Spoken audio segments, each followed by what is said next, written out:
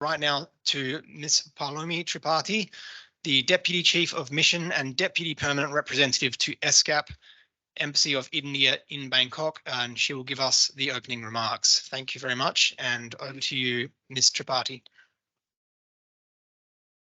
Thank you very much. I hope I am clearly audible. Um Excellencies, dear colleagues, a representative from UNESCAP Secretariat and other UN bodies, distinguished panelists, other guests, ladies and gentlemen, a very good afternoon. At the outset, I would like to thank the organizers, ESCAP, ESBN, and UN Global Compact for convening this side event to discuss corporate sustainability. We are especially very glad that we are highlighting today the importance of small and medium enterprises embracing sustainable practices for achievement of SDGs and to get desired results out of our climate actions that we have all committed to. Mitigating climate change related risks require businesses, governments, and individuals to transform in many ways. They function, they work, they behave. A viable transition must be built on collective action, and there must be a recognition that not all of us are equally responsible for climate change, but we are differentially also affected by climate change. So these principles would have to be kept in mind when we speak of sustainable business practices. Given this context, today's discussion is a timely initiative as it reminds us that many important decisions in this regard would have to happen in the boardroom. While the governments will continue to play a very crucial role in this regard in creating, facilitating ecosystems to foster sustainability, these practices would have to be adopted and integrated into corporate strategy in a manner that is practical, deliverable, and most importantly, that doesn't compromise their commercial objectives. So small and medium enterprises represent 90% of the businesses and employ about 50% of the total population worldwide. Therefore, incorporation of sustainability in small businesses would be imperative if we need to work towards achievement of 2030 agenda. Therefore, I would again acknowledge the importance of ESCAP's initiative of Sustainable Business Network, UN Global Compact have a crucial role in generating awareness and building capacities both in private and public sector in this regard. Uh, Small and medium enterprises, coming back to it again because of its importance in the Indian context, and also I believe in the larger context of the Asia Pacific, because these companies actually are form the backbone of economies in most countries in the Asia Pacific. India has approximately is a home of over 63 million SMEs, and there are over 100 million individuals who actually work in those SMEs. It contributes 35% of our GDP and 45% of our export. Therefore, integration of responsible businesses, whenever we talk about it in Indian context, and I believe in the context of larger Asia Pacific also, we have to factor in the special requirements of the small and medium enterprises. Coming back to India, we have taken few measures, which I just want to highlight that the SEBI mandated business responsibility and sustainability reporting for top 1,000 listed companies in India. It furthers the case of a resilient and ESG compliant supply chain. For the corporates, small, micro, and medium enterprises form a large part of this value chain. While currently ESG reporting is a voluntary thing for SMEs in India, however, SMEs are increasingly linked with the global and regional supply chains and are also integrating with the global value chains. Therefore, embracing sustainability in many dimensions is critical for them to gain and retain the competitive edge. SMEs face multiple challenges in implementing ESG policies due to lack of resources, knowledge, and technology. Adapting to the new demands from vendors could be daunting for many such businesses. Investment required to transition to sustainable practices, especially adapting to cleaner technologies, enhancing worker well-being, etc., sometimes can be prohibitive in terms of the cost that is required. So governments are helping wherever they can.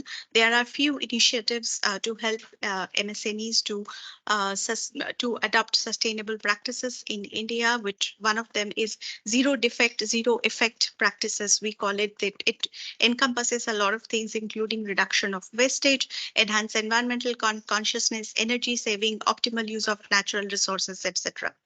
Digitization is being adopted and being facilitated in a big way for the SMEs. Government of India and UNIDO, they are jointly implementing a project called Promoting Market Transformation for Energy Efficiency in Micro, Small and Medium Enterprises to develop a market environment by introducing energy efficient technologies and to address identified barriers for scaling up energy efficiency measures.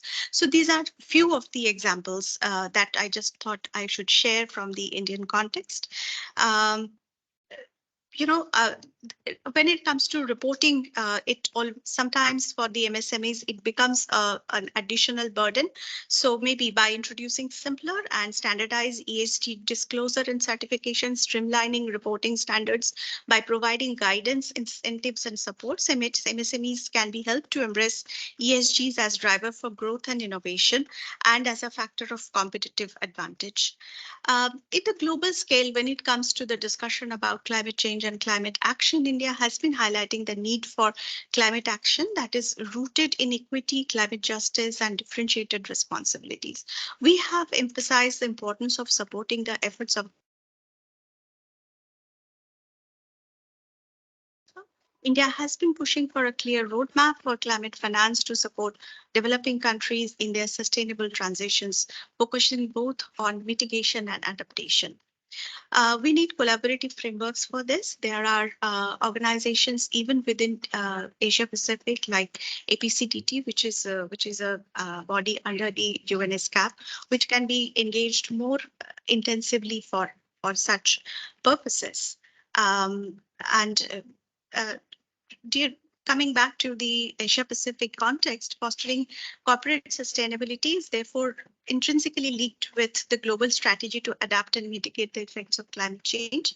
It is especially true for this region as it is home for a large number of small island developing states, the LDCs and the LNDCs that are worst affected by climate change but lack resources, knowledge, and technology to drive transition towards sustainability. We need to empower governments, businesses in these countries in their sustainability efforts. With these words, I would like to wish everyone that we have a very fruitful and enriching discussion today and unpack the many different aspects of this fascinating topic. And thank you very much once again, the organizers, for giving me the opportunity to share our thoughts and perspectives. Thank you for your attention.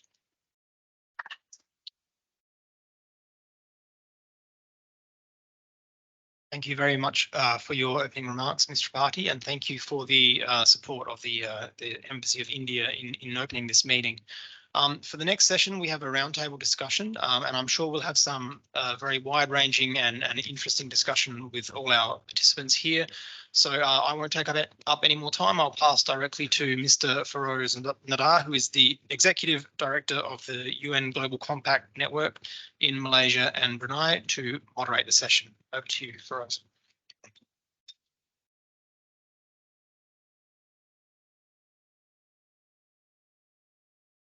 Good afternoon, everyone.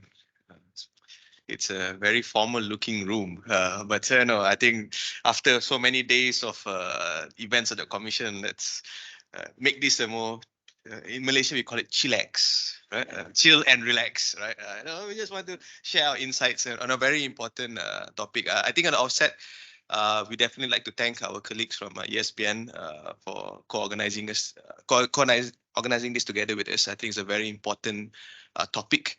And as we heard in the opening remarks, SMEs play a critical role in especially in developing economies. And sometimes they may be a little bit left behind in the ESG and sustainability agenda, right? But it also shows that there's a common responsibility that corporate supply chain actors must also play together to push this. So this roundtable, we have a diverse range of panelists. I don't know, are you panelists? Are you? I'm not sure what you call roundtable participants. I don't know what is official. Contributors, right? With diverse views and diverse experience and background. And I think we are in for a treat to be able to learn from their experience on this important topic. So the structure is very simple. We'll start off the roundtable with opening intervention by every contributor, 5 minutes. Perhaps you like take the opportunity to share a little bit about your organizations and your view on this.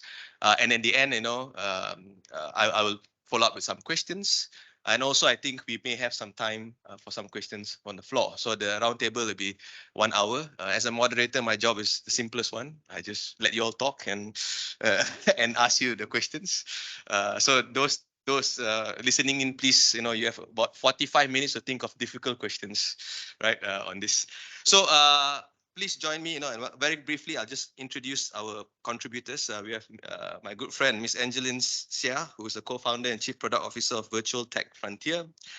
We have Mr. Hanizam Hashim, who is the CEO of the Hornbill Networks Consortium. We have Miss Malchutar Kingnet, who is the head of the Renewable Energy Business Section, Electricity Generating Authority of Thailand. Miss Helen Lee, co-founder of Go Impact. We have Mr. Vikas Jain, COO of Funding Societies and Model Q Group. We have Miss Janet Salem, co-founder of the Footprint Lab. And I'm not sure if Dr. Waropong is here. Or online. So Dr. Waropong Wong Wachara, who is the Senior Vice President Sustainability, Kiat Nakin Patra Asset Management Company Limited.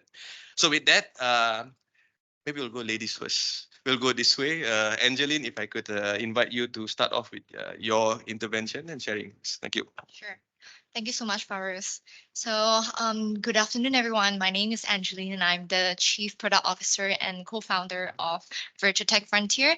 We are a leading immersive technology startup in Southeast Asia region and focusing on basically any technology that enhance human engagement and learning. So maybe just backtrack a little bit. Before I start this company, I actually used to be a sustainability consultant, and during my stint as a consultant, I advised like quite a number of companies and government agencies ranging from the technology, built environment, and also like agriculture. And also during my stint as a consultant, I also served as an associate under United Nations Global Compact Network under Mr. Faros. So back then, we also come a lot like very meaningful framework, assessment, and toolkit to particularly help like encourage SMEs how they can kickstart their ESG initiatives in an easier manner. So so back to now, like previously I was more on the advisory side, but now I'm more on the operation side, like looking at like the entire business as a person that manage product. I always like think of like ESG as part of the consideration when it comes to like product innovations. So for example, like our company, we introduce like a metaverse platform that is free for everybody. Metaverse is actually a very expensive thing to develop, but we make it available, and it's a full solution for everybody. And there's a lot of application, such as like we did pilot study with the Ministry of Education Malaysia with the public schools. Instead of like the kids using mind maps, like the traditional methods like mind maps or like presentation slides to present their learning topic, they use metaverse as a medium for them to like present a learning topic. And we do realize that through that metaverse creation process, it helps them to learn the topic better. And that kind of promotes like quality education as well. And also on the commercial side, for example, we also have a client which is one of the biggest insurance company in Japan. They right now start to use metaverse gamification to teach people what is the importance of having insurance as well. So so that's just a little bit about myself and the company and how we think about sustainability. But probably later I will share a little bit more about like maybe challenges as a SME and how we mitigate those challenges. Thank you. Thank you, Angeline. Anizam? Okay. Hi, good afternoon, everyone. Thank you again. My name is Hanizam. I'm the CEO and also Managing Director of Common Networks Consortium. So we are actually a company that is actually a construction and property development company that's building affordable, environmental, sustainable homes. So what we do is that I actually brought my partner here. I would like to acknowledge Dr. Nicholas Bowden. That's our partner for the collection of plastics, because right now we're also in the midst of actually trying to incorporate the plastic recycling in terms of our built environment. We are not as exciting as Angeline. Okay, in the construction industry, is a very boring type of industry, but it actually contributes a lot to the carbon emissions.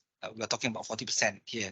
So what we're trying to do is that we're trying to reduce the carbon emissions that we actually incorporate in building the houses that we do for our folks back home in East Malaysia, that's in Kuching, Sarawak. So I think that's pretty much in terms of our journey. We actually started the company in 2019. So just before the COVID pandemic. So we're actually quite hard hit also, and I think everybody knows in regards to the inflation and all that. Plus with a lot of plastic pollution over the past few years, especially during the COVID pandemic. So it's actually quite an alarming situation, especially during the World Earth Day. The theme is what? Planet versus plastic, which is quite an opportune thing that we're trying to do. So we'll discuss further about our journey in regards to the ESG impact, especially in terms of the study. So I'll pass it back to the next speaker. Thank you very much. Thank you. Helen, would you like to go next? Thank you so much, Farouz. It's really an honor to be here. Thank you very much. I think Ms. Tripathi framed the discussion very nicely in terms of the importance of not leaving behind the SMEs. At United Nations, I believe that, we say the SDGs is to leave no one behind. But it's in a way easier said than done. People have all different capacities, different resources available. And my firm, Go Impact, which I found also in 2019, end of 2019, early 2020. So we were thrusted into COVID. And what the ethos of the company, I had a long career in banking before that, was really to build on learning, but executive education that you can enable change makers, enable executives to really make a difference and to have that common baseline of knowledge that will be essential if you want to take action. An uninformed or less informed investor is not going to invest heavily. A less informed executive is not as able to make, well thought out executive decisions. So fast forward to now, we operate in about 7 partner channels across Asia Pacific. And we also do the mandatory training for one of the large stock exchanges in Southeast Asia. And they roll out a mandatory training for all the publicly listed companies' board directors, which I think is actually a good, brave initiative. These are people making important decisions day in and day out. But on the SME level, as we've just heard, they make up for the lion's share, over 90% of GDP, employing over 60% of the world's workforce. And yet, these are people for whom sustainability, reporting, disclosure, other initiatives could be a burden, quote unquote. So how do people, all the brilliant, minds and brilliant executives sitting in the room today, how do we bridge that public-private sector collaboration, the PPP, to help them move along? Beyond just the advocacy and education, which my firm, works very hard on, I believe they need tools. Okay, very often it's not the lack of belief, maybe some, but I need help. I need tools. I cannot afford to invest in onboarding a new team of sustainability officers and all that. I don't have that resources. It will eat into my P&L. And as an MSME, even the larger SMEs, the bottom line is so important for them. So I think we need to look at tools. We need to look at education in a more practical, pragmatic manner. People don't need to just look at theoretical issues or frameworks. Beyond that, how do we actually help to drive action? So I do believe that the intersection of green, fin, and tech, green, finance, and technology will be the sweet spot whereby action can really be driven. So maybe let me just pause there.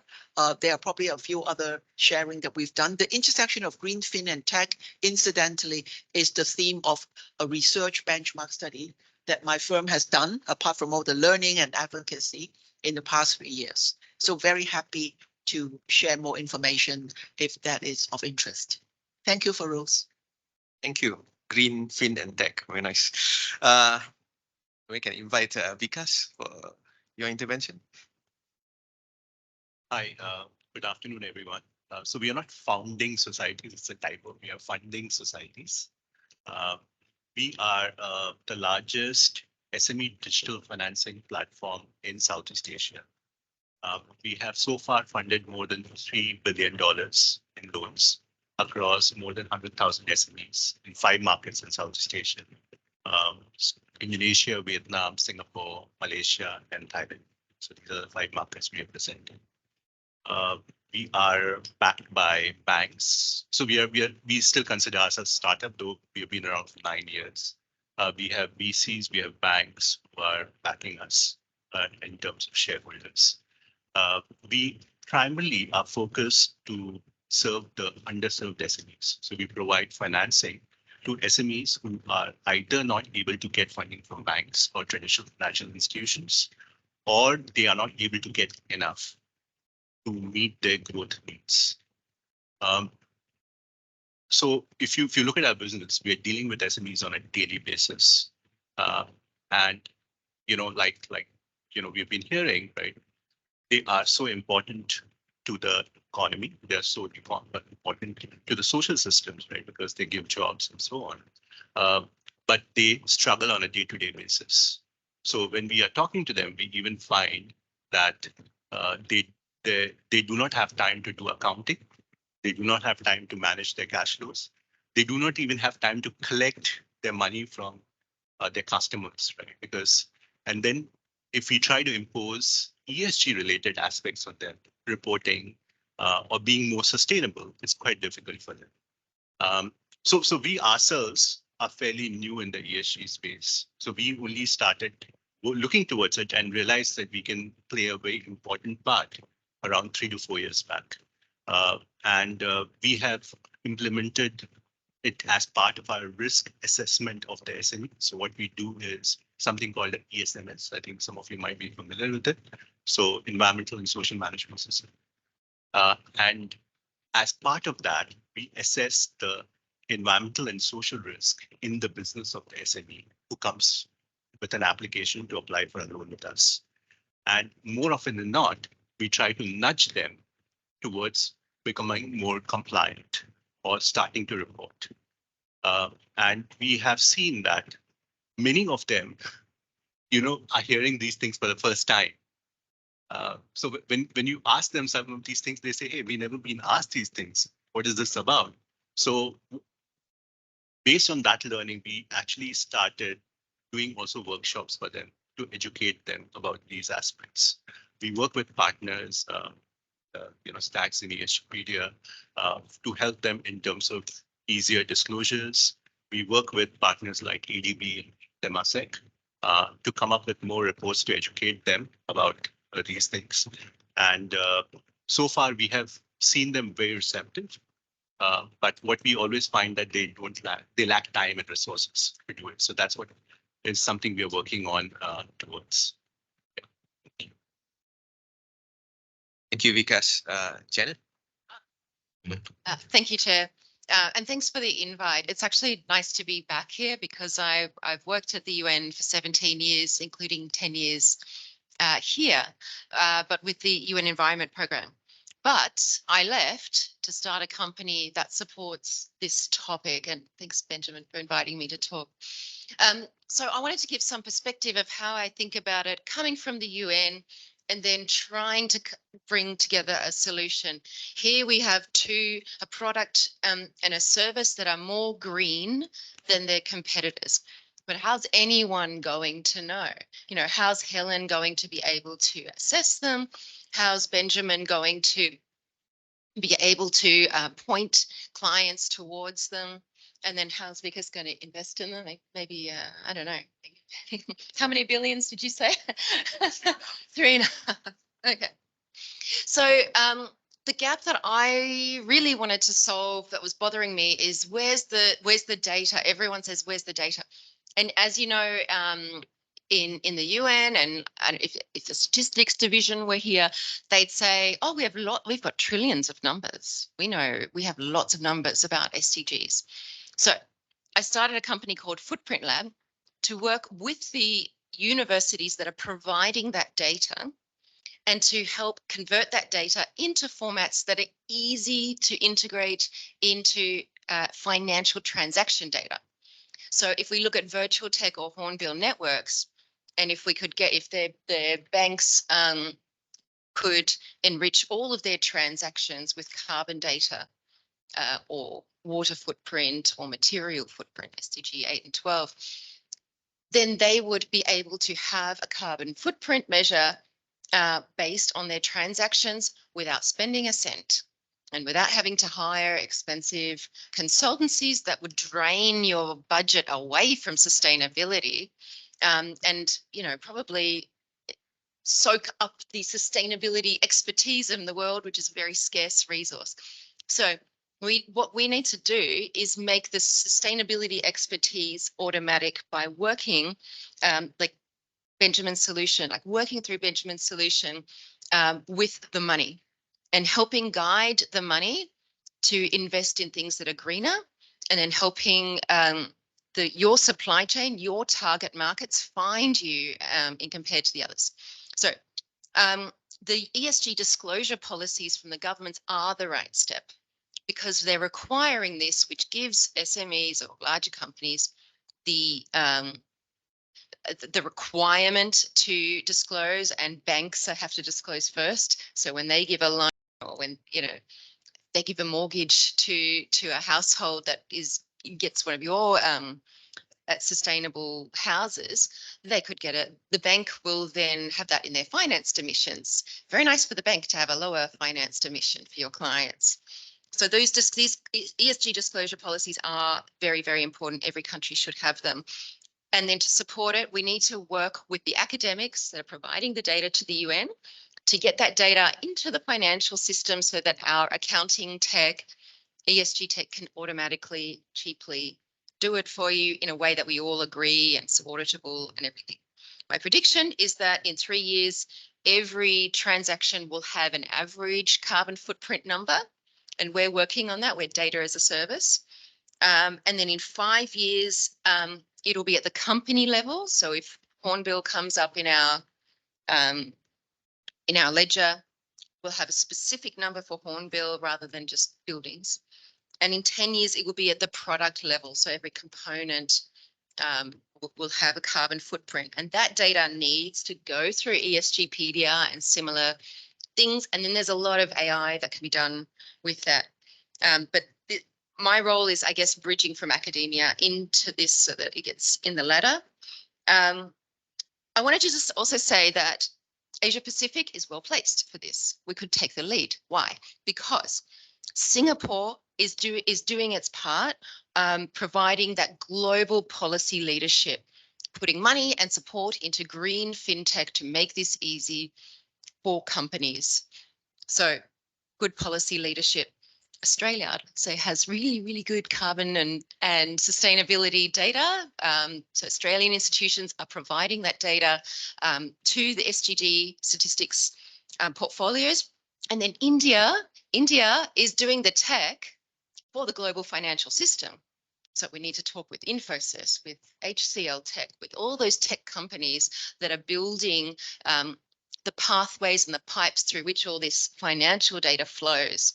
So I think we can engage member states to target some of the sectors that they have that global potential, transformative potential. not to mention the manufacturing where we can sort of work with suppliers to get the data in.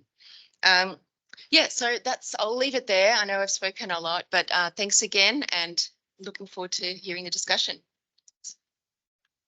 Thank you, Janet. And finally, if I can invite our last contributor, Rapong, who is joining us. Can you hear me? Hi, yes. Thank you. Good afternoon, everyone. I'm glad to be able to join this session, and sorry that I cannot make it in person. At the moment, I'm currently head of sustainability office at Kiatnakin Patra Asset Management, which is an investment management arm of Kiatnakin Patra Bank. Kiatnakin Patra Bank is a small, it's a medium-sized bank headquartered in Bangkok, Thailand. So I believe that I can offer my views from a banking or financial sector perspective. Of course, standard disclaimer applies that this is my view and doesn't represent my employer's view. For me, driving sustainability is all about creating incentive mechanisms, both carrots and sticks. I listened to Janet previously, and I'm sorry to say that not all banks are looking to lower finance emissions, at least from Thailand's perspective. Because I'm looking to have lower emissions yet. Why? Because there is credit cost involved with lower finance emissions. So we need some incentive in order for us to move toward a greener portfolio. I agree that data would be a gap, and I believe that collaborations like this would help us fill in that gap. So I think I'm going to pause here, and I look forward to hearing thoughts from other participants and share my thoughts as well. Thank you. Thank you, Dr. Warapong. Apologies, we have Miss Malchutar as well for her intervention. Yes. Thank you. Hello, everyone. I'm Jasmine Manchutakinnet from Electricity Generating Authority of Thailand. I'm so delighted to share with you regarding to our the power of the collaboration between the public and private sector in driving a positive change. As Helen mentioned, it's definitely left no one behind, and the SMEs needs that. As EGAT, we are the state-owned enterprise under the Ministry of Energy. We are the single buyer for electricity as a wholesale to distribution, PA and MEA. Since then, we have driving the main goal of carbon neutrality by 2050. We believe that the global company is needed for strengthen the SME in Southeast Asia, especially for Thailand, as our main economic is a supply chain for a global company. So by strengthening those SME to accelerate to more clean energy and reduce the carbon emission from their operation, that could help the global company to reduce their emission on scope 3 as well. So we are working with today, Mr. Posathorn Pansuwan also as well here for the Takam Smart City at Chachoengsao provinces. So at Takam, we work together in 3 aspects, which is a smart environment, smart living, and also smart energy. So EGAT, we are sharing the knowledge of the new energy and also new technology, including hydrogen, solar rooftop installation. But we couldn't make it change if we don't have a tech company such as Stack that can traceable, accountable, and also reporting to the global standard. So we're working with Stacks to measure and also to compare those SME for the previous year and the next year coming to improve their sustainability and also give them more energy efficient accessible. So thank you very much for having me today. I'm looking forward to collaborate with you all. Thank you. Thank you so much for that. So we've come to the end for our intervention part. So now we can ask the questions. I don't know. I'm thinking, should I stick to the script or should I? Never mind. Since the team spent a lot of time on the questions, I'll probably stick to the script for a while before we go off track. So I just like to what do you call this? Post the first set of questions to the SMEs who's part of the roundtable, and those perhaps funding societies, because you work with a lot of SMEs, right?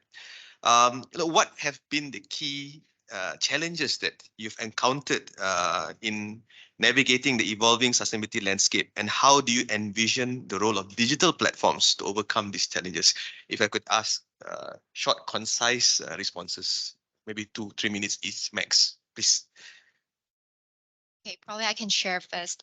So I do see there's a lot of challenges when it comes to like SME trying to like kickstart their sustainability journeys, because to them just like what Helen mentioned, is it's perceived as like a burden, and also just like what Vikas mentioned, also they don't even have time to like collect money, let alone like try to understand, right, like what exactly it is about, like all the jargons, and also probably lack of manpower, hence like they just couldn't really start.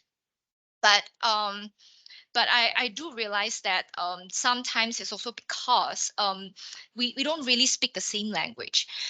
They need to really understand why is it so important to look into ESG when it comes to as part of their business strategy. Because sorry, so for example, right, if you look at business strategy, it's always like it's either revenue generation or cost reduction. So how can we relate all this, like the direct and indirect drivers of revenue generations and cost reduction, that is back to like the materiality topic, that actually is relevant to them, and that is easier for them to understand. Even I understand that there's like also a lot of like workshops and like toolkits around, that is also a very good thing to kickstart their sustainability journey, try to understand where is their position. But very often also after the workshop, there's always a lot of dropouts. Like you don't really see them continue, like looking into that. So I still believe that the core is lack of the understanding that actually sustainability is not something that is extra for your company, but it's part of your business. So I just give an example, right? Let's say if it's a cost reduction category, you have like supply chain management. So how can you manage your supply chain better? Such as like if let's say you are a manufacturing company, and probably you want to source somewhere that is like nearer to you, and that eventually it reduce the GHG emission. But unfortunately they just do not know whatever that they are really doing is part of the ESG initiatives, and how do they report that? That is also a challenge. So I think what the foundation, which like for example UNGC has laid out, such as the ESG hub, providing assessments for SMEs to understand, where are they lacking, what is the gap between them and the peers, is definitely a very good start. But in order to push them further, I as much as I will also see in Malaysia, for example, Bursa or like banks, they say if you don't try like start report on your ESG, then you probably will have to unfortunately bear with like the financial risk, such as like higher interest rate. But to me, they will think that like, oh, if I don't do this, then I'll get punishments, right? So it's not on like a different perspective. It's like, oh, I should do this because it's good for my business. It's not to prevent from like getting punishment, for example. So this is like basically that like I would like to share. But of course there's like more things, but I would like to keep it short. Thank you. Don't worry, I'm sure you got more time to come back to that. Hariza? Yeah, okay. From the perspective of SME, small, medium enterprise, back in East Malaysia, the region, we are quite blessed in terms of actually having a lot of this clean energy. We're talking about hydropower, hydrogen and all that, and solar.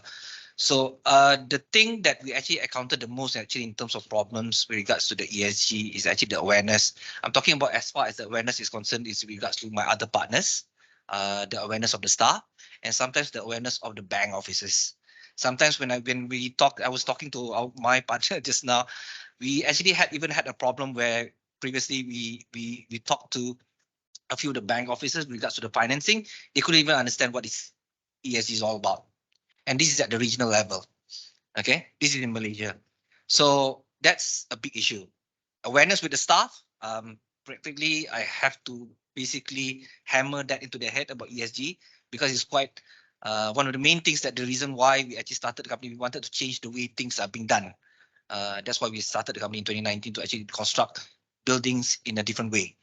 Coming from East Malaysia, from Sarawak, there's not many people actually wanted to do the same thing that what I wanted to do. So we're considered quite the few people that's actually pioneering this in Sarawak. And so far, most of my other developer friends are trying to try to replicate what we're trying to do. So we hope that we can actually just be a catalyst for change. But I would say that probably the awareness. Having the ESG hub, that was also quite beneficial, because actually ESG hub was, of course, promoted by UNGC MYB. It's actually also being adopted by the Sarawak government in collaboration with, I would say later on, Lions Bank here, Roy, because they actually nudge the Sarawak SMEs to actually, in order for them to get preferred financing, they actually have to go with the ESG hub assessment. So it's quite good, because some of the other partners, like for example, like our developer friends, they haven't heard anything at all about ESG, and they consider that as a cost. So I would say that probably it goes back in terms of what we believe in. Okay, and that's what we see from our own perspective. Thank you, Anizam. Vikas? So I'll not delve much into the day-to-day struggles of SME. I think we all know, right? But how we can nudge them, right, to be more aware and to be able to adopt some of the practices that we want them to adopt, right?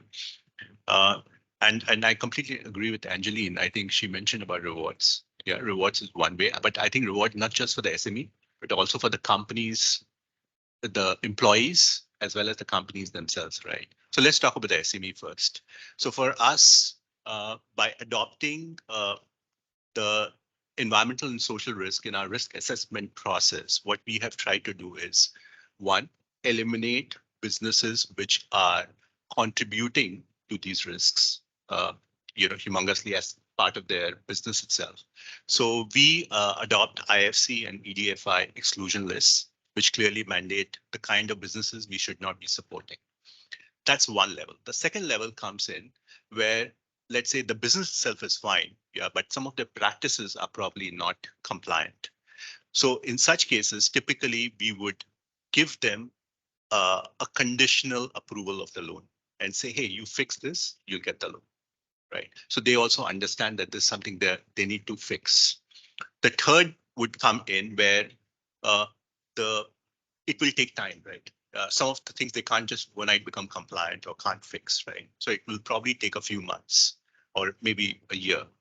And then we do give them a loan, but with the condition that if you want to take more funding from us in future, then next time you come to us, you need to be compliant, right? So they know that this will help them get more financing. And where it makes a difference, see, for larger SME, it doesn't make a difference. They are not going to do what we want them to do because they have options. Like we mentioned, right? Some banks or traditional financial institutions still might fund them without having these requirements. So they would say, okay, sorry, I don't need your loan. I'll just go somewhere else, right? But we actually fund some of the SMEs who are looking for $50 or $100 or $500, right? They have no options, right? And they more often than not would try to get the things that we want them to do to get that funding. And that's where we have seen that we have been able to make a tangible difference. But what we also need to understand that we are in a business of risk. So many of these really micro businesses, also high risk businesses, because they have limited data. their financials are not in order. I mean, you look at their financials, you won't be able to make anything out of it. They themselves can't answer most of your questions. Most of these are cash-based business, right? So there's nothing much in the bank account if they have a bank account. So when it comes to assessing them, it becomes difficult. And the money that we are giving them, right, we are also taking a risk on that. So that's where I think there is, there are initiatives in Singapore and Malaysia wherein there's a Enterprise Singapore has a guarantee program, a risk sharing program. So does Malaysia. CGC has a risk sharing program. And these programs actually help us to actually fund these SMEs who are potentially slightly higher risk, but also nudge them towards being adopting more of these practices that we want to. And such, such support, whether it is from government or from regulators, can be extremely useful for the financial system to push for some of these things that we want to do. Sorry, because in just interest of time, yes. just quickly wrap up for the next questions. Okay, maybe just last one point. And the third part, which I think Hanizam was also mentioning, was about educating the employees, the front end folks, right? So we have been doing a lot of training. In fact, ESG is one of our regular topics in our town hall as well, where we talk to our team members about the importance of this and how, when they talk to the clients or the SMEs, how they should be asking certain questions to understand them better and nudging them towards these. So beyond the workshops, we're also doing a lot of these for our internal teams. Thank you, Vikas. So the next question I would like to pose to Ms. Malshutar and Dr. Warapong. I think you are representing the corporate demographic in this roundtable, and I'm sure you've done many kind of partnerships in your roles. If I could just ask, if you could share successful examples of partnerships or collaborations between the public and maybe even corporate and SMEs, right, in driving sustainability efforts in supply chains and SMEs, right? Perhaps, would you like to go first, and then we'll pass to Doctor? Yeah. Sure. So I think the good example of the collaboration is in this room. So it start now. So we need to act now. We need to walk the talk. So the stage that we can share the idea of how we driving or supporting the SME is very important. We share the idea, but also we have to do the implementation. So EGAT also have shared and speak to all the partners, and we make it happen. So we have the initiative with Takam Smart City, and we want to grow that. By doing so, we need to create an ecosystem for them. It's not just one time that you install their solar rooftop and done. It's not that.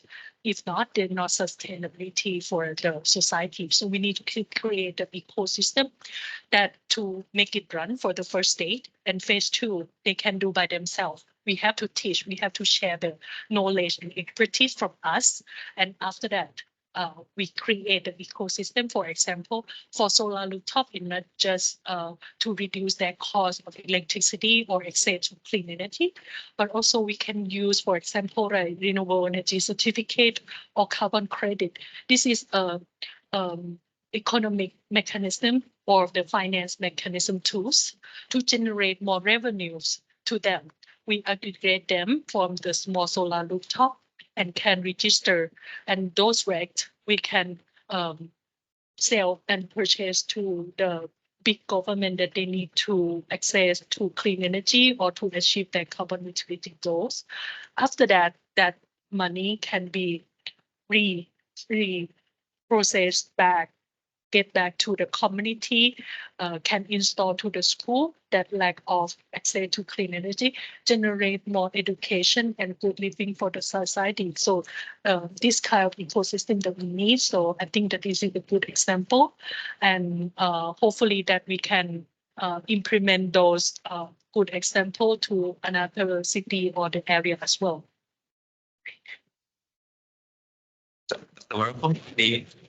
Comments? Yes, I totally agree with Kun Malshutra that it's much beyond financing. It has to do as an ecosystem change. For example, changes start from our customers. So we need to bring awareness about ESG to our customers. when they have ESG preferences, that's where incentives begin. For example, for our bank customer, we have lots of real estate customers for the banking, and we have an initiative with the Bank of Thailand to do ESG Academy. We start talking with them about sustainability practices, sustainable building materials, for example, and also reporting. So it's much more financing decision. It's about education, bringing awareness to customers, and making changes in preferences. So totally agree that we have to do it as an ecosystem. Thank you, Doctor. Okay, so there's about 10 minutes left.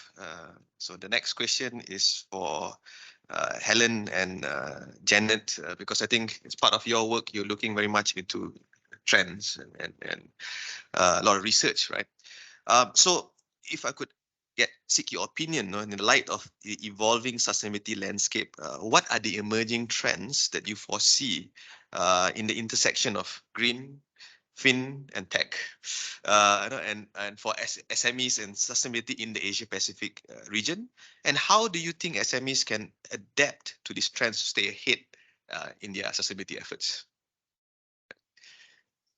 Okay. The first trend I see is from the top, so policy. Even the Minister of Finance of India said she wanted the incredible fintech community in India to become green fintechs, to take on that role of integrating environmental data into their service offering. So I think the ministers of finance are starting to get involved, and there's a coalition of finance ministers for climate change, which I think is quite an interesting entry point. So the policy, then the response of the market. Once you need to measure ESG, how does the market respond? So the fintechs that we support, especially the ESG fintechs, a lot of them are ex KPMG, EY, and it's young people in their 20s, I would say early 30s, who they have so much skill and they want to get into ESG tech, super popular. So that's another trend. Major driver at the moment is financed emissions. So being able to access a loan, a home loan, it's now coming with requirements for disclosure. So it's not only SMEs or companies that need to disclose because there's a government policy. Now they need to disclose in order to access finance. And then there's a different carbon calculator every week that is trying to offer an AI powered, so this is where we need to harness sort of AI capacity, but the more granular data that we can sort of put into the system, the more there can be like a personalized advice to SMEs or individuals about what they can do, and maybe sort of directing them to more sustainable suppliers. So I don't know how do you get visibility as a greener SME? Is it do you have to, is that value proposition kind of getting across? Are you able to access sustainable procurement? I used to work here we used to try to do a lot of sustainable procurement as the UN. How do you find the green suppliers? So this is why we need this concentration of data, getting more and more granular, and the SMEs that are getting into that earlier, I hope will benefit from greater access to market. Yeah. Thank you, Janet. Helen? Yes, thank you so much. I think that question is quite interesting in the sense that there are multiple trends working. We keep saying it's a poly-crisis world, which makes it very complicated to tackle. Because if you look at the World Risk Report, all the top 10 risks, the majority of them are climate related, and they're all highly correlated. So one has a knock-on effect onto the other. You cannot look at these risks in isolation. They all compound together. So I see it through our learning work, and we do a lot of work with Bursa Malaysia, for instance. There's a convergence of a top down and a bottom up. You know, and I think to be effective, you need both. You know, I was talking to the chief sustainability officer of a very large global conglomerate, remain nameless for now. But they say there are three approaches that could be effective. The first one is a marketing communications approach. So you do advocacy, you promote it, you have a lot of effective messaging and all that. Okay, there's research behind it, but it's still a MarCom driven approach. Secondly, you have a compliance reporting, disclosure, the stake. You have to report on this, otherwise you are not compliant. As long as you are listed on my exchange, you have no choice. This is mandated. So that's the stick. Okay. One is the beauty, you know, beautifying. Okay, gloss it all up. One is the stick. Okay. And the most effective, she said, is the chairman and CEO approach. Which is also the most difficult, because if the chairman and CEO can adopt it, then it will be cascaded into compliance, into regulatory, into marketing communications, into all the frontline business functions that actually drive the revenue. Very frequently, we see a dichotomy in that sustainability is a standalone thing. It's a cost center. Nobody likes a cost center. You know, and your share of voice in an organization is simply not the same as if you are a revenue generating business line. So I think we probably need a bit of mindset shift in that. And those are some of the top down and bottom up trends that we're seeing. Of course, the bottom up is there's tons of work that, you know, UN is doing, UNGC is doing, you know, VICAS is, you know, trying to bridge that funding gap. You know, with the SMEs and MSMEs as well. So I do think I see a confluence, a convergence of that top down and bottom up. Thank you, Helen. I do believe we have a little bit of time if anybody has any pressing question from the floor for the. Yes. Hi, good afternoon, everyone. I'm Nick from Malaysia. We produce smart AI-driven reverse vending machines to collect back containers, and we collect a lot of data. So the idea is that we collect ESG data for corporates so that they can use that for reporting on Bursa Malaysia and elsewhere. I think the one thing that I haven't heard in this discussion is two words, which might be the missing puzzle for SMEs, is circular economy. Now, the circular economy is really what brings all of this together, because if you are speaking to an SME and you can make them understand that by adopting a circular economy approach as your basic business model, this then means that there are opportunities to embrace ESG to be able to impact on your balance sheet, to make more money from embracing ESG.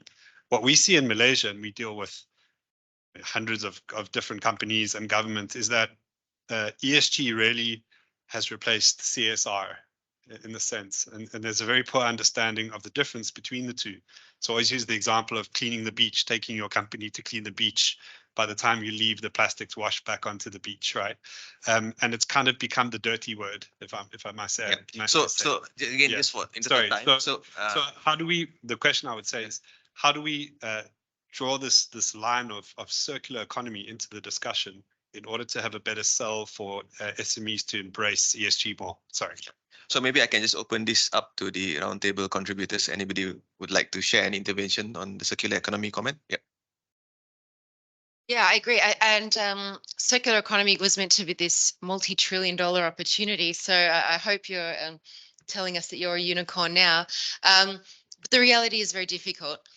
But I would say one of the indicators that we have that is also an official SDG indicator, but no one's interested in it as yet, is the material footprint. So we know the material footprint per dollar of every sector in every country. And it would be kind of cool if you could show that the circular economy businesses can reduce material footprints. And I just wish that it were on a dashboard, I guess, that for people who can influence this. I'm curious of your experience. Right. Okay, so I would just like to close this session by giving each of the contributors 15 to 30 seconds to perhaps share one wish list, because you got some heavy hitters in the room here. You know, you got Esther from Capital Land, and you got Tan Sri Michael sitting quietly at the back. Right? Sorry. CDL. Sorry, I'm sorry. CDL. Non-Singaporean, so I'm forgiven. You know, what would be your wish list to put out to the stakeholders out here to accelerate the SME journey towards becoming more sustainable? Right, Angeline, we'll leave the last to you because you started two already. Maybe we'll go this way here. Helen, what's it? Thank you. I would sum it up with 3 C's. Okay, they all just happen to begin with letter C. The first one is capacity building in the best sense of the word. It has to be practical learning. Okay, it's not just theoretical. It has to be fact-based, expert-led, and use case-based. Okay. The second C is, loosely speaking, a collaboration, but collaboration in the sense that there are channels for people to work on. There are projects for people to work on. If it's just collaboration, no one would disagree with that. But where do we start? How do we collaborate? We just keep it short because time is ticking. Yes, of course. Yes. And the last C, communication. Very often we think that people understood what we say, but they may or may not. Thank you, Helen. Vikas. Okay, I'll keep it short. More support and incentive from government and regulators for smaller financial institutions who are willing to do the work, but may not, I mean, we are not profitable yet. Yeah, we are a startup and we are still investing a lot in it. So if we get more support, then we can go the extra mile in ensuring that our clients are also more adopting more of the sustainability practices. Thank you, Vikas. Janet. My wish list would be to introduce a carbon price so that you convert the climate risk into a climate liability, and to make it easier on SMEs. So you're not just adding a new, maybe reduce labor tax, convert it to climate tax. Thank you, Janet. Dr. Warapong. I also would like to see more governmental support, because if the market mechanism works, it would have happened already, but it doesn't. So we need some intervention from the government. Thank you, Dr. Warapong. Ms. Malchuta. I think that I wish to have a support mechanism that to drive more.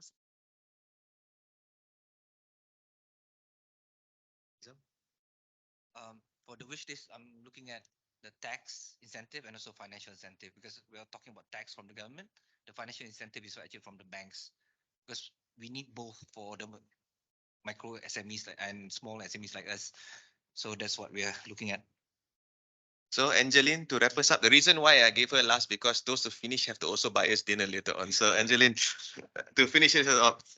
Okay, so as also one of the SMEs representatives, I think my wish list would be, I see there's like so many very good initiatives trying to like put all the puzzle pieces together, but it's still very fragmented right now. Like as an SME, like we do not have the time to think about which organization that we should go for, like when it comes to like this. So if there's like more collaborations between different organizations to put something together that to tell SME this is like the way to go, I think that will be very, very helpful for SMEs. Thank you. Thank you, Angeline. So I think it's been a very enriching, interesting discussion. We are just 1 minute above time, which is not too bad, right? So if I can just quickly summarize, I think, there are some common themes that came across. I think to accelerate the SME agenda, we need to look at the infrastructure. We have to look at the financing approach. We have to look at the data for evidence driven the decision making. We have to look at talent, right? And I think most importantly is, can sustainability be a self-value, as you said, from a chairman and CEO perspective to push this. So with that, ladies and gentlemen, please do join me for a round of applause for our panelists, for contributors for their insightful sharing today. Benjamin, over to you. Thank you. Thank you very much for that enlightening session. I'm not going to take up any more time in the interests of keeping us on track. So next I pass over to Mr. Benjamin So, the Managing Director of Stacks, one of our ESBN members. Thanks very much, Chairman, and it's a pleasure to meet everyone. So very excited, and it was very insightful to hear from everybody. This gives me the feeling that I'm in a room of the Avengers, because we literally have a lot of superheroes from different backgrounds. We have people from the government sector, international organizations. We have, tech, education, and financial services providers. We even have unicorn, and somebody wearing a unicorn shirt. Yeah. So I think most interestingly, I think we do have a lot of common alignment and agreement on, the various principles. And I think our role here, because as the other Benjamin has already explained, we are part of the ESBN, which is the ESCAP Sustainable Business Network. All right. So at the ESCAP Sustainable Business Network, or ESBN, we have produced a Green Deal for Business program, which is centered on supporting businesses. Businesses face a lot of challenges today. I mean, if you look at the regulations that have been implemented for sustainability, it is actually spilling over all the way from the different markets into Asia. And that is, again, we keep sharing this word knock-on effect. It is going to impact on sustainability, profitability. So much so that today we are already starting to see sustainable companies are profitable. And to be profitable, there's really no choice. You have to be sustainable. So I think we are in APAC. ESCAP is the Economic Social Commission for Asia Pacific. All right. So APAC has its challenges, but also APAC has its opportunities. We are the supply chain for the rest of the world. Right? Most people, when they eat or drink or consume or wear anything, it will ultimately be produced from somewhere in APAC. So I think with the Green Deal, the opportunity therefore is that we have been encouraging companies to get started. The Green Deal program also includes a digital platform. And that's where I come in. All right. So my full-time role is actually as a founder of the company called Stacks. And we produce a platform called ESGpedia. Right, so ESGpedia is facilitating the Green Deal. We are providing a full GHG calculator, for example. That includes your carbon intensity, scope 1 and 2 emissions, ISO methodology, GHG protocol, all of it fit to local emission factors in different APAC countries. So that actually is provided, to all the members, all the companies that want to be part of the Green Deal. One thing about ESGpedia, the name sounds like Wikipedia, right? And Wikipedia is great, right? One good thing about Wikipedia, the most important thing is it is free. So similarly, ESGpedia is going to offer the same kind of some services. Whatever I just described, GHG calculator for the SMEs beginning on their journey, scope 1 and 2 calculation, local emission factors, all these are provided for free. But what does this mean? Because free is not enough, right? We do also want to be able to allow companies to understand when they start to be on the program, they also get to qualify for the ESBN Green or Silver or Gold badge. And this means that we are trying to move sustainability beyond just compliance, right? So all these data points, of course, are convertible to international standards, regulatory reports. Different countries have different standards. Ultimately, we can support all of them. But the more important thing is that moving beyond compliance, when these data points, when these badges get, the access for the companies into a better business network, into a better business profile, into better procurement, and of course, even we have already supported many financial transactions, for example, sustainability loan with an interest rate discount. That's where companies have already started to benefit. Of course, for some of the larger corporates here, you are business leaders of the world. You would also be able to benefit from having those data, produced by the SMEs.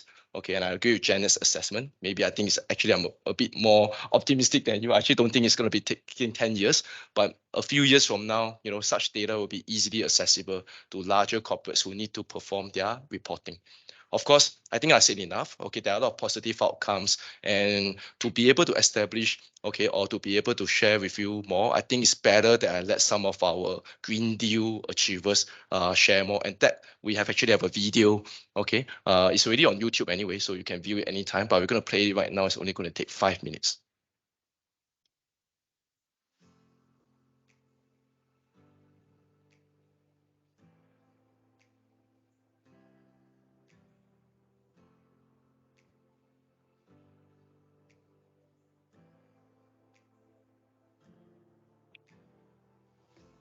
The road to net zero is only attainable with collective effort and data-driven solutions.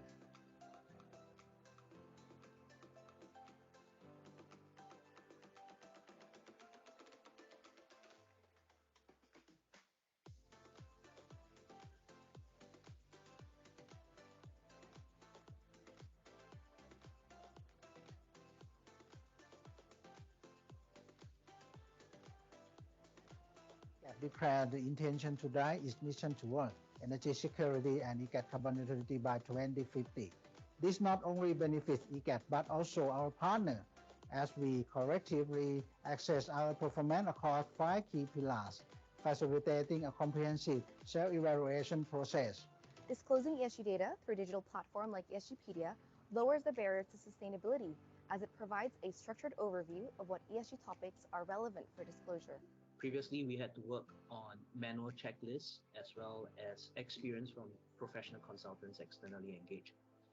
With the platform now, it's made it a lot easier for our corporate sustainability and ESG reporting journey. It allowed us to understand data being generated and actually allowed for other people within the company to access that data as well. I'm very excited about is when we can have subsidiary companies and investee companies overseas start to engage with the platform. Our ESG reporting is a manual process that lacks real-time insights, causing delays in consolidating monthly reports for a fleet of around 200 vehicles. It enables us to track vehicle emissions and benchmark them against recommended industry standards, providing immediate insights into emissions data. Entering data into ESGpedia has given us more insight into our ability to monitor and engage into the current emissions we are working on, and also help us to position ourselves to leverage into all the ESG opportunities in the region. We adopt the GRI standards for reporting, and stacks happen to have this option on the ESGpedia platform. We found the guidance notes that were provided in the framework itself being extremely helpful.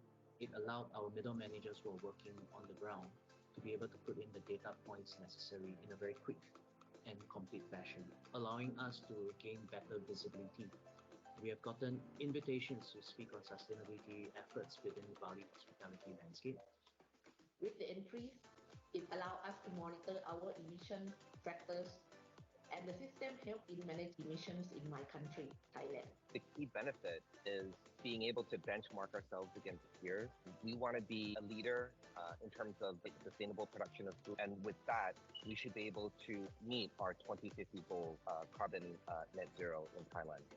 There is also the benefit of reducing human error, makes the data calculation process a lot more efficient. There's the privacy and or confidentiality option, whereby you can choose who you want to show or present the data to, whether it be the financial institutions like banks or stakeholders that you would want to disclose your sustainability data to.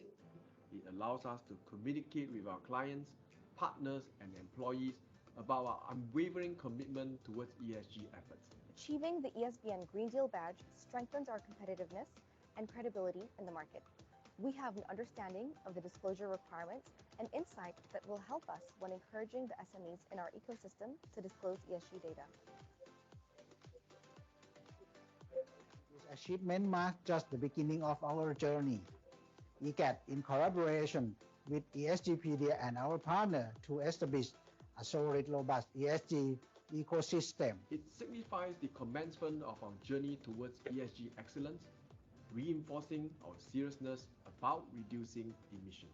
This carbon emission certification recognizes our carbon reduction efforts, which we believe can help position companies like ours favorably for potential financing opportunities. I would like to encourage that every businesses, especially the ones who do not have the huge or vast amount of resources yet, in terms of team or budget or skills even, to use the Stacks ESGpedia platform in order to simplify their sustainability reporting and data collection process faster.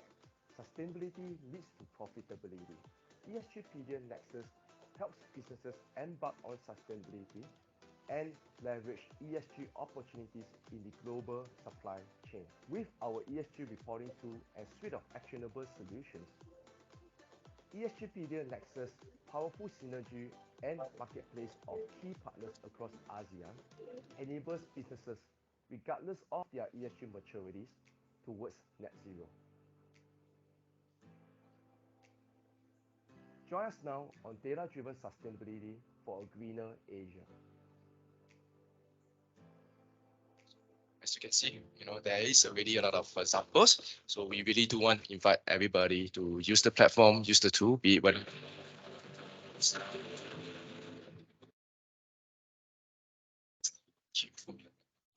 and I will do so right now with one line, which is okay, thanks. And actually, I just want to wrap up right now to say that, in the United Nations Climate Change Conference in 2015, Obama said this line, which is, we are the first generation to feel the effects of climate change, and we are the last generation to do something about it. So we really want to welcome everybody to collaborate, especially starting from the people in the room, okay, to work together to try to bring these positive effects in the network effect. Thank you.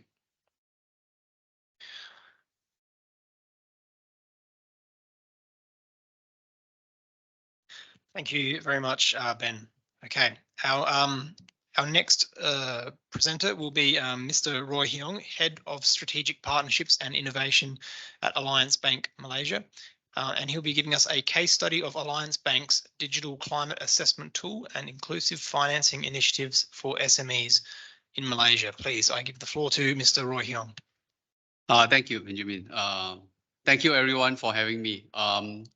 Today, I just want to share a little bit about the program that we have. A little bit before that about Alliance Bank. So my name is Roy. I handle strategic partnerships and innovation. One of the things that we do is working with our clients to enable them to overcome whatever challenges that they face, especially in SME sector, which is a big part of our portfolio. Amongst other things, obviously, as we hear in this room, ESG and sustainability is one of those things that they have to go through, but yet they may not be best equipped for it. That is the reason why we then curated and built this sustainability impact program.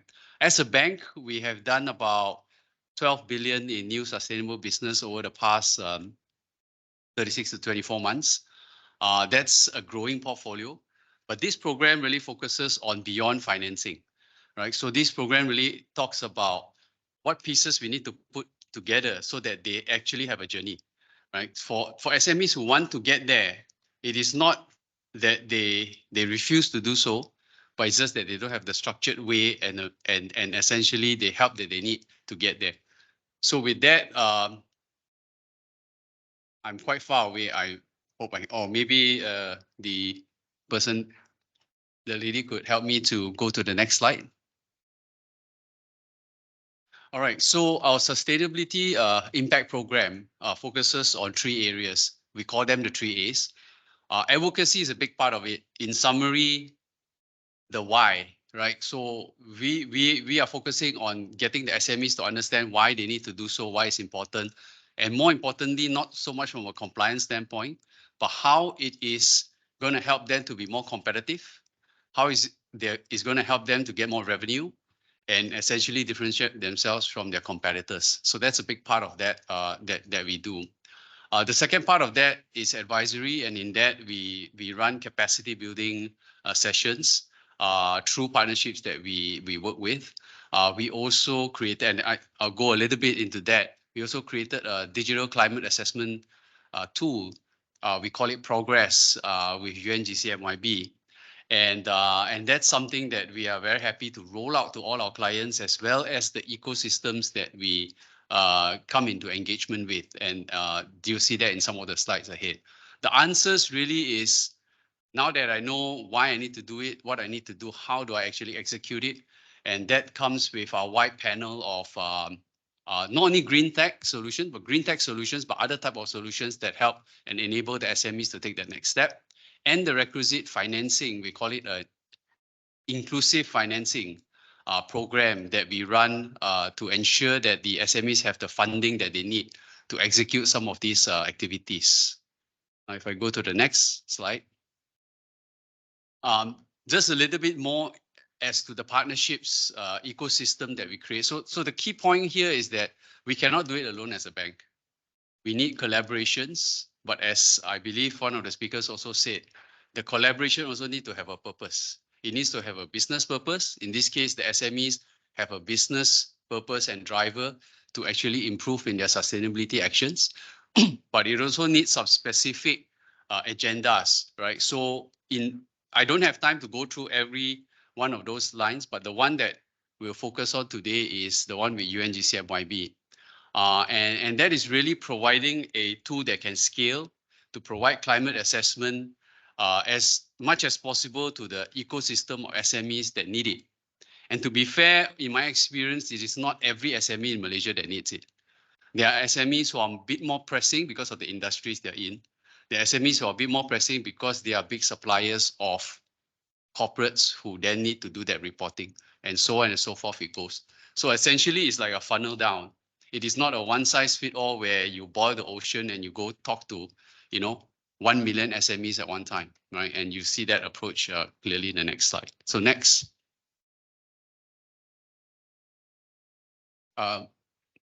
Next slide, please. Try to. So we signed the slide before. So we signed a 3-year exclusive partnership with UNGC and MYB. Essentially, it covers those areas. And the reason we do that is because we need to work with someone who actually knows what they're doing in this space, right? And we know how to finance, but there are many other things that we don't know how to do that well, right? And so we rely on our valued partners to provide that kind of expertise. And the answer is, why do we do that? Is so that the end result is something tangible. The end result is something that's of quality that can actually have impact. Next slide. So in terms of thought leadership, inclusive financing, capacity building, and essentially engaging the ecosystem. These are the 4 areas that this program covers. We call it Impact 26. In the next few slides, we'll just go into 2 of the things that are start down there, which is the climate assessment and a sustainable supply chain program. Next, please.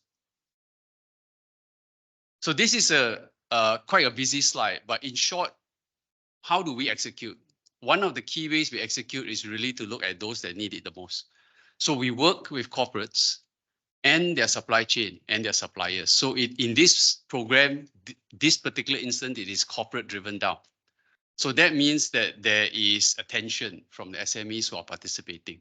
So when we run it, then we run it at ground level. We hold workshops, we hold events. So it's not so much like a national event and you just give a talk, but we actually have workshops and guide them through a half-day session, going through climate assessments, having them go through proper capacity building. And essentially what that does is that it provides them the understanding that they need to improve because their peers are in the same room and they are supplying to this corporate, and the corporate who is their customer and probably the most important voice for their business is telling them to do it. So that is one way where it can be effective rather than it's just a message and then everyone goes home, right, without doing anything. So out of the many things that we provide, one of the things is also a financing incentive for those that improve, right? And I just want to go to the next slide a bit. So companies who go through our progress climate assessment, they actually will get a simple climate readiness report and essentially a recommendation on transition and action plan, right? So it's very specific to the companies. They answer, it's basically a desktop where they answer 35 questions. They get a sense of where they are and they get clear actions, what they need to do to improve or they can do to improve. It's not mandated at this point in time. So this solves one problem. Where am I? Once people have a baseline, you want to improve. If you are C, you always want to get to B. If you are B plus, you want to get to A minus, right? That is how we live our lives, even from young as a student. So now it translates into, the business. And when there's benchmarking and you can see the guy next to you is better than you in a little bit of these areas, these are suppliers, they're supplying to the same guy, right? So now competition comes up. So this kind of builds that kind of thing of how, action can be taken. Okay, next. It's based on ISO methodology, CCPT, so we didn't come up with anything on this on our own. So it's well grounded and they know that what they're doing is the right thing. Next. It is very simple. It takes less than 10 minutes. There's another important part. It needs to be very practical and simple. Anything that takes time and effort that is too much for the SMEs will fail, right, at this point in time, right? So we purposely made it simplistic. Maybe it's not that deep, but at least it moves them in the right direction, right? And there's an incentive. So as you go to the next slide, we actually build in. So just now you can see that there are levels to, if you take the assessment, you will end up in either 1, 2, 3 or 1 to 5, right? That's the scale, right? Laggard to leader. What we've done is a very simple, it's not sustainability linked as in like the large corporates, but essentially we reprice our SME loan, or we provide them a better rate for the SME lending if and when they improve on their climate actions and their maturity improves, right? For us, it's very simple. This is credit, right? Suppliers who are more sustainable in this supply chain will have a competitive advantage over those that don't, because the corporates want them to do so. Therefore, by reason, their credit over time will be better, right? And with that, we can price, because loan pricing is all about credit risk, right? And so that's how we impute it into it.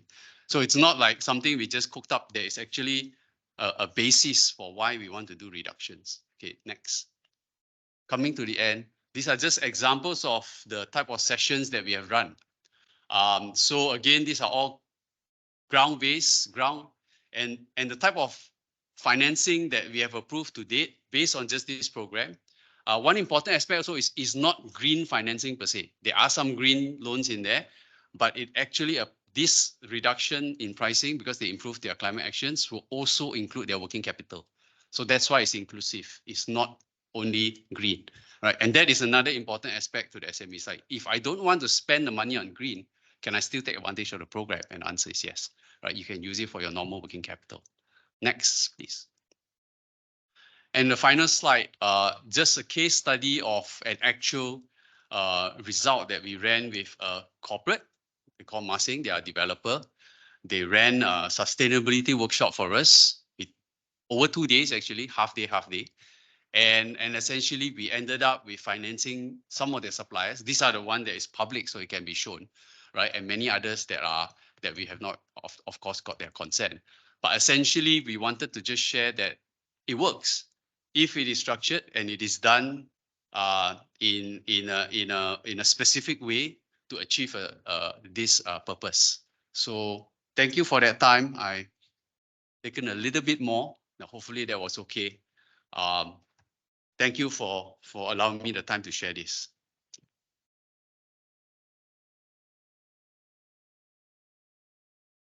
Thank you very much, Mr. Heong, for that presentation. In fact, the timing, I think, works out quite well, because now we've left 10 minutes for questions, which I think is probably a good amount of time. I would like to open the floor, both people within the room and also people online, for any questions directed to any of the panelists we've had today, or just more generally, thoughts. Please, we have a mic ready to go around the room. First, I see Janice Mellon. Yeah, I have a question for Roy and for Benjamin. When SMEs have gone through your processes and now they have some external review of their sustainability and maybe even the badge or some level of improvement, have you seen any evidence that they're able to access the market, or they're able to access deals with some sort of preference? Is ESG giving them a differentiator? And I was also wondering, because Benjamin, you're so closely linked to the government, do you see any link with enabling their sustainable public procurement policy? Like, can they access ESGpedia to find the more sustainable vendors to support them in sustainable public procurement? Yep, the short answer is yes. Okay, so firstly, I mean, this is not exclusive to ESGpedia. I think it's the same for all technology platforms and, you know, all vendors out there. So essentially, we have already seen several use cases, at least in our ecosystem, where banks are providing sustainability-linked financing loan discount, so preferential rates. Okay, which I also saw just now on the Alliance Bank presentation, where there are preferential rates that will quantify to be real ROI savings. So immediately there's a return, right? Even if they are SME. Okay, so this has already been quite publicized in several countries already, okay, in the banking sector. Okay, and of course, when it comes to the government's role, I think we live in a era right now where all the governments in the region have already started to set their own targets. You know, spillover effect of 2015 Paris Agreement is that governments have to meet their 2030 or 2050 targets, and that's where governments are setting some policies. So I come from Singapore. You know, the Singapore government has set, be it Enterprise SG or the IMDA, has really set both of them grants to allow companies to be able to tap on these services with a grant, okay, to be able to offlay any type of investment. Okay, but besides that, okay, it also means that, okay, this grant is not just for the SMEs. The grant is for the SMEs, yes, but this grant is also targeted at the larger corporates. Okay, and these larger corporates would actually be advocating for the SMEs. These larger corporates will therefore be more resilient, okay, towards climate change and the regulations. And most importantly, these corporates will therefore prioritize the procurement from those suppliers who qualify. Yeah, Roy? So the program that we run, the Sustainability Impact Program, I guess is more specific.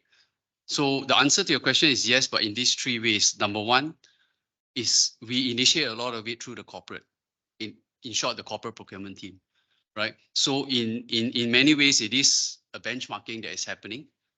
Different corporates will have different levels of how they mandate, right? But basically there is a level of differentiating the suppliers. The second part is, as Alliance Bank, we want them to be more sustainable and take climate actions. We shown that by basically providing preferential rates. Lastly, one of the methodologies down there that the whole program is based on is our Malaysia's taxonomy, the climate change principle base, right? So what that means is that it will help them to have a better rating in that taxonomy scale, and by that definition, over time, have better access to financing from banks in Malaysia, not only Alliance Bank. Okay, thank you. I know we have one question from Ms. Esther. Actually, I was going to also check, is there anyone sitting behind me who wants the floor? I can't speak into the microphone and look around at the same time. Okay, all right. Ms. Esther, please. Thanks, Ben. Not so much question, but a real business case that as a corporate, okay, I'm from CDL for us is a developer and also landlord. We operate in 29 countries and regions, and we have adopted ESG for the longest time, 20 over years now. And I would like to, encourage the SME that big corporates are actually helping the SME. Not just because we want to save the world together, that is important, but there is a strong business case because sustainability reporting is important, it's mandatory. If we don't have the data from our supplier, we won't be able to report, credible data. So that's why we actually, and I'm really happy to hear Roy, to talk about the preferential rate. And in fact, I launched the first green bond in Singapore in 2017. At that time, the pricing was not exactly, encouraging at all, but it was not more expensive. But over the last 2 years, the table has turned. Now the banks actually asking to see CSO like us. Last time they like, I don't know them and all. But it's like at COP last year, I just launched a 1.5 degree sustainability linked loan, better rate, and also pack our performance that we committed to SBTI, reduction target to the interest rate. So we really channel funds to green action. And we are actually planning to launch just now. I think that gentleman talked about ESG Enterprise Singapore in Singapore, I suppose, right?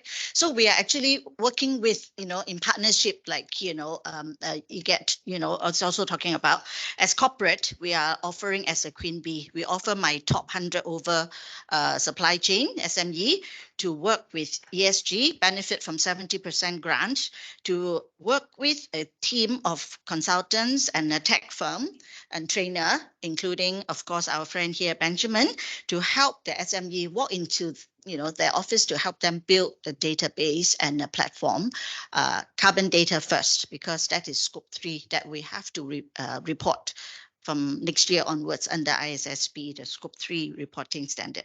And then, of course, we also brought in a bank to offer preferential rate if the SME need to, apply for green loan. As Queen Bee, we also offer guidance to them how they can actually tap onto the fast growing green financing to help them green their production, green their product. They have the data, I have the data. They lower their carbon footprint, it helped me as well. So it's like a win-win, So I think this is something that, it's a real case. It's not about theory, because when you talk to SME, they look at the survival, very important. All they want to tell me is like, you just tell me how you can keep me on your panel for procurement. Don't screen me out. So that is what we want to do. Okay, with that, everyone, I think we're sort of reaching the end of our time for this meeting, and we're fairly constrained in terms of the resourcing here in the conference centre. So I think with that, we'll wrap up. Forrest, would you like to make any final statements?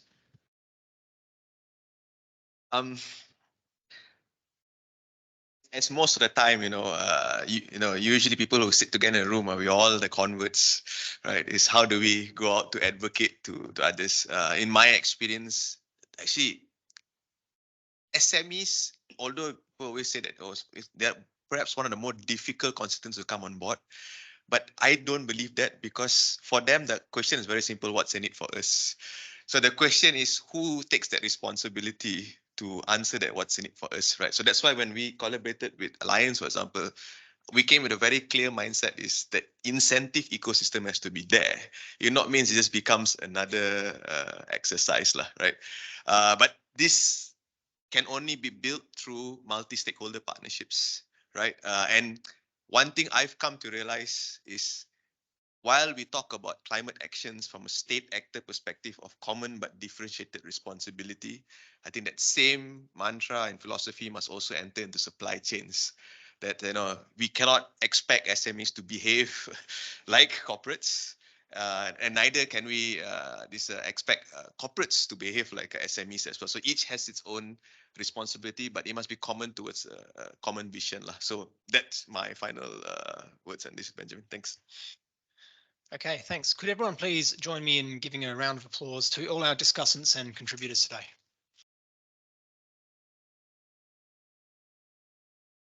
Okay, lastly, thanks everyone for attending. I think we're going to try to take a group photo. So shall we go at this? Okay, so please, could everyone make their way to the screen end of the